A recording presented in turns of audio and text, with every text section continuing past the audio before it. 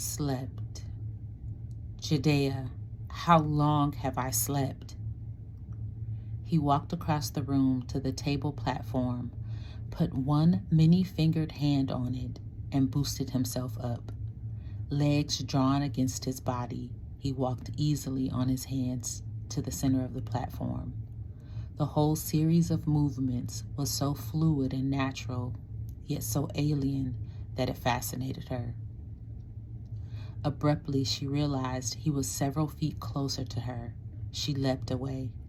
Then, feeling utterly foolish, she tried to come back.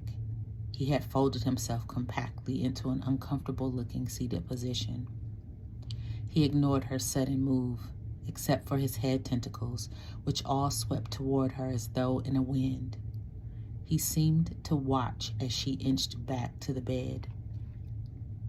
Could a being with sensory tentacles instead of eyes watch?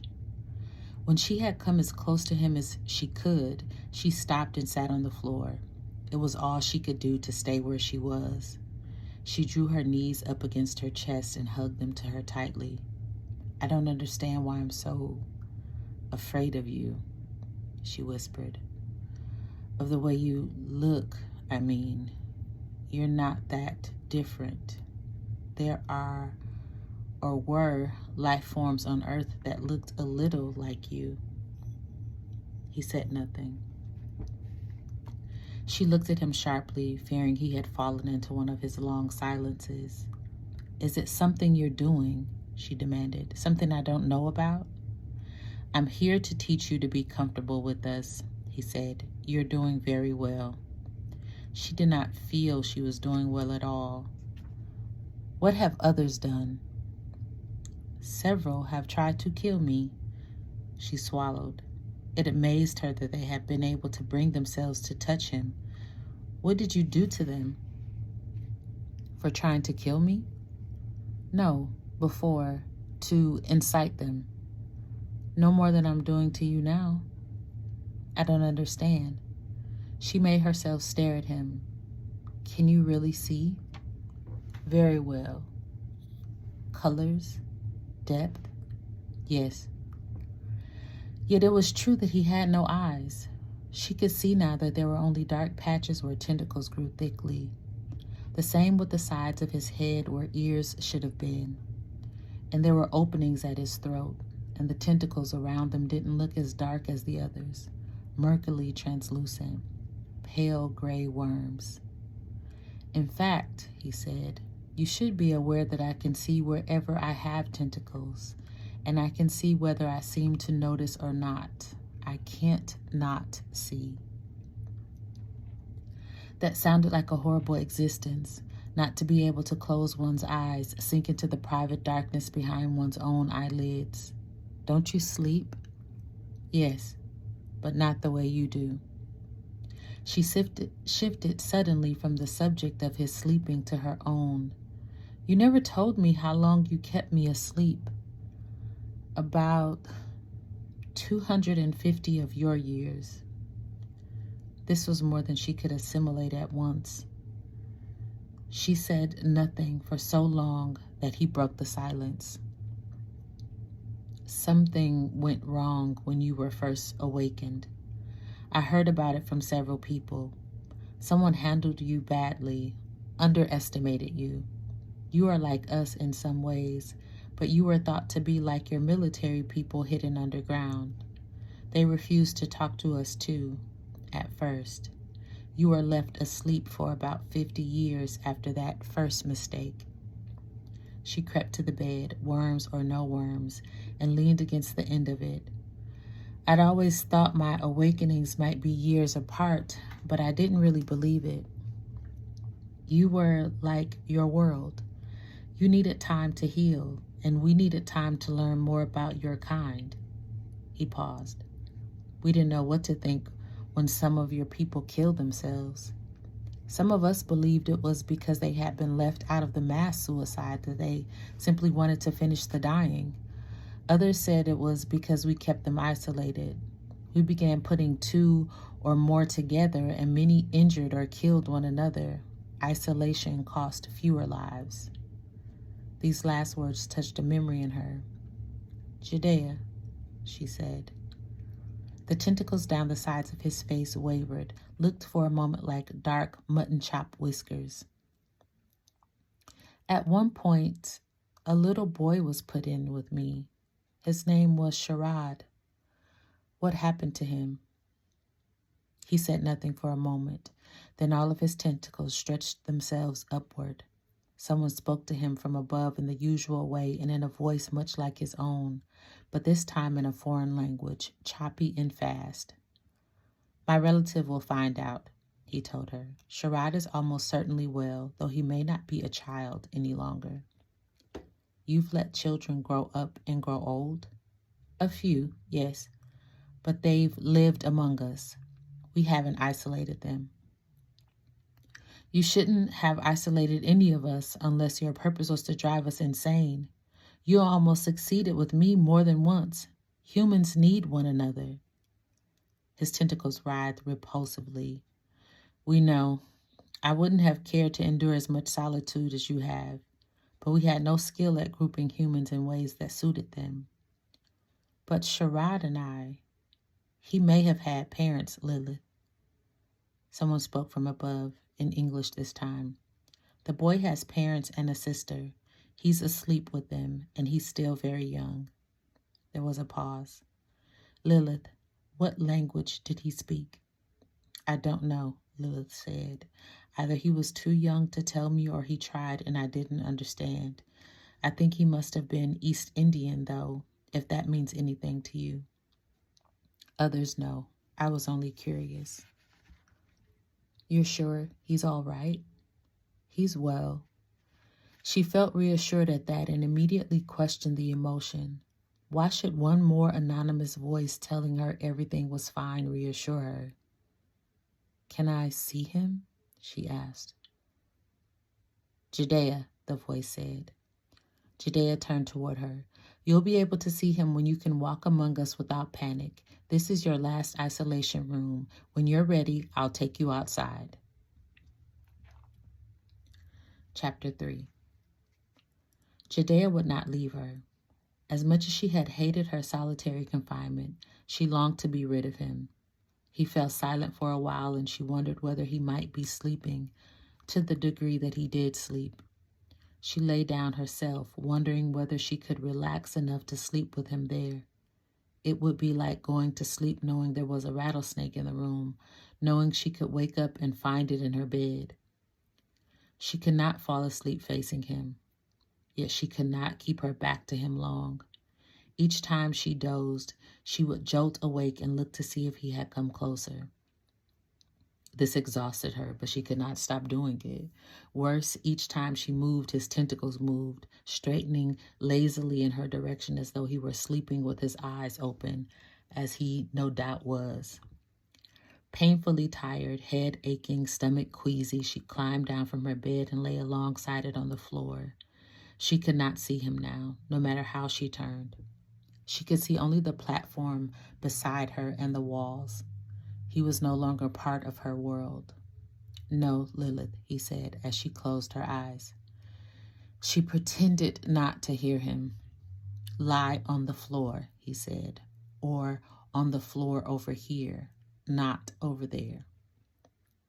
She lay rigid, silent. "If you stay where you are, I'll take the bed." That will put him just above her, too close, looming over her, Medusa, leering down. She got up and all but fell across the bed, damning him, and to her humiliation, crying a little. Eventually, she slept. Her body had simply had enough. She awoke abruptly, twisting around to look at him. He was still on the platform, his position hardly altered. When his head tentacles swept in her direction, she got up and ran into the bathroom. He let her hide there for a while, let her wash and be alone and wallow in self-pity and self-contempt. She could not remember ever having been so continually afraid, so out of control of her emotions. Judea had done nothing, yet she cowered. When he called her, she took a deep breath and stepped out of the bathroom.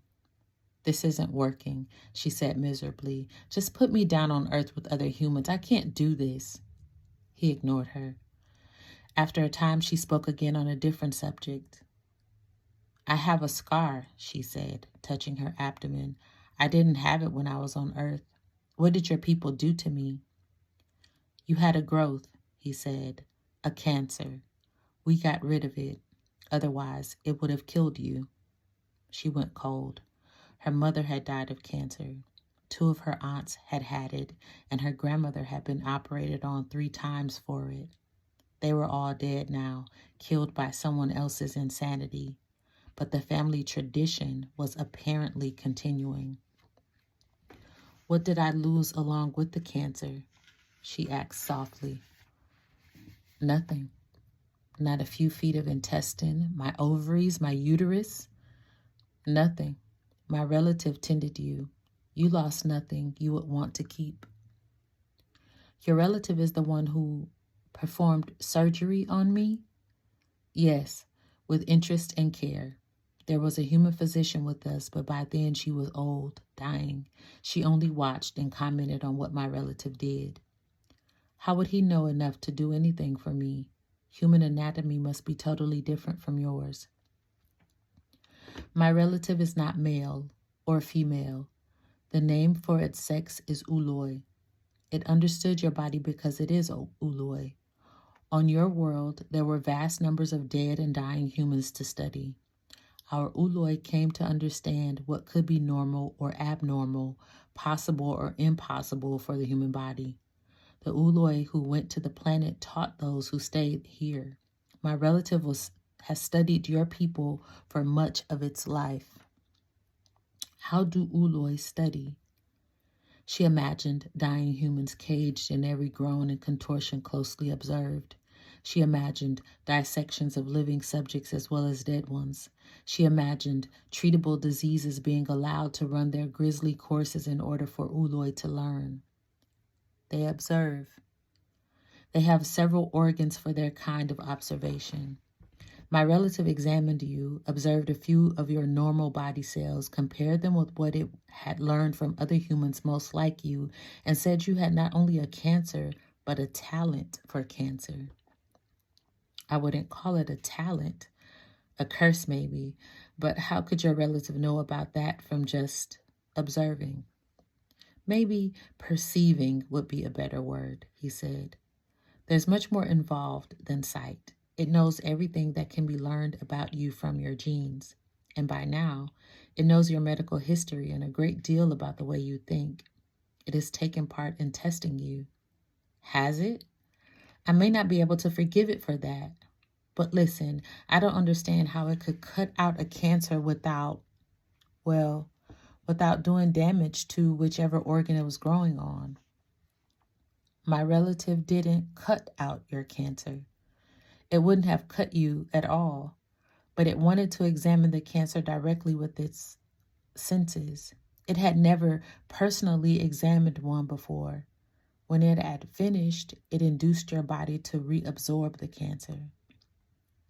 It induced my body to reabsorb cancer? Yes, my relative gave your body a kind of chemical command. Is that how you cure cancer among yourselves? We don't get them. Lilith sighed. I wish we didn't. They've created enough hell in my family. They won't be harming you anymore. My relative says they're beautiful, but simple to prevent. Beautiful? It perceives things differently sometimes. Here's food, Lilith. Are you hungry? She stepped toward him, reaching out to take the bowl, then realized what she was doing. She froze, but managed not to scramble backward. After a few seconds, she inched toward him. She could not do it quickly, snatch and run. She could hardly do it at all. She forced herself forward slowly. Teeth clenched, she managed to take the bowl. Her hand shook so badly that she spilled half the stew. She withdrew to the bed. After a while, she was able to eat what was left, then finish the bowl. It was not enough. She was still hungry, but she did not complain. She was not up to taking another bowl from his hand. Daisy hand, palm in the center, many fingers all the way around. The fingers had bones in them, at least. They weren't tentacles. And there were only 2 hands, 2 feet. He could have been so much uglier than he was, so much less human. Why couldn't she just accept him? All he seemed to be asking was that she not panic at the sight of him or others like him. Why couldn't she do that? She tried to imagine herself surrounded by beings like him and was almost overwhelmed by panic, as though she had suddenly developed a phobia, something she had never before experienced. But what she felt was like what she had heard others describe, a true xenophobia, and apparently she was not alone in it. She sighed, realized she was still tired as well as still hungry. She rubbed a hand over her face. If this were what a phobia was like, it was something to be gotten rid of as quickly as possible. She looked at Judea. "What do your people call themselves?" she asked. "Tell me about them." "We are Oankali." Oankali? Sounds like a word in some earth language. It may be, but with different meaning. What does it mean in your language? Several things. Traders, for one. You are traders. Yes. What do you trade? Ourselves. You mean each other? Slaves? No, we've never done that. What then? Ourselves. I don't understand. He said nothing, seemed to wrap silence around himself and settle into it. She knew he would not answer. She sighed. You seem too human sometimes. If I weren't looking at you, I'd assume you were a man. You have assumed that. My family gave me to the human doctor so that I could learn to do this work. She came to us too old to bear children of her own, but she could teach. I thought you said she was dying. She did die, eventually. She was 113 years old and had been awake among us off and on for 50 years. She was like a 4th parent to my siblings and me. It was hard to watch her age and die. Your people contain incredible potential, but they die without using much of it. I've heard humans say that. She frowned. Couldn't your Uloi have helped her live longer if she wanted to live longer than 113 years, that is? They did help her. They gave her 40 years she would not have had. And when they could no longer help her heal, they took away her pain. If she had been younger when we found her, we could have given her much more time. Lilith followed that thought to its obvious conclusion. I'm 26, she said. Older, he told her. You've aged whenever we've kept you awake, about 2 years altogether. She had no sense of being 2 years older, of being suddenly 28 because he said she was. 2 years of solitary confinement. What could they possibly give her in return for that? She stared at him. His tentacles seemed to solidify into a second skin, dark patches on his face and neck, a dark, smooth-looking mass on his head. Barring accident, he said, you'll live much longer than 113 years, and for most of your life, you'll be biologically quite young. Your children will live longer still. He looked remarkably human now. Was it only the tentacles that gave him that sea slug appearance? His coloring hadn't changed. The fact that he had no eyes, nose, or ears still disturbed her, but not as much. Judea, stay that way, she told him. Let me come close and look at you if I can. The tentacles moved like weirdly rippling skin, then resolidified. Come, he said. She was able to approach him hesitantly, even viewed from only a couple of feet away. The tentacles looked like a smooth second skin. Do you mind if... She stopped and began again. May I touch you? Yes. It was easier to do than she had expected. His skin was cool and almost too smooth to be real flesh, smooth the way her fingernails were and perhaps as tough as a fingernail. Is it hard for you to stay like this? She asked. Not hard, unnatural, a muffling of the senses. Why did you do it before I asked you to, It's an expression of pleasure Or amusement. You were pleased a minute ago? With you. You wanted your time back, the time we've taken from you. You didn't want to die. She stared at him, shocked that he had read her so clearly, and he must have known of humans who did want to die, even after hearing promises of long life, health, and lasting youth. Why? Maybe they'd heard the part she hadn't been told about yet, the reason for all this, the price. So far, she said, only boredom and isolation have driven me to want to die. Those are past, and you've never tried to kill yourself even then. No. Your desire to live is stronger than you realize. She sighed. You're going to test that, aren't you? That's why you haven't told me yet what your people want of us. Yes, he admitted, alarming her. Tell me. Silence. If you knew anything at all about the human imagination, you'd know you were doing exactly the wrong thing, she said. Once you're able to leave this room with me, I'll answer your questions, he told her. She stared at him for several seconds.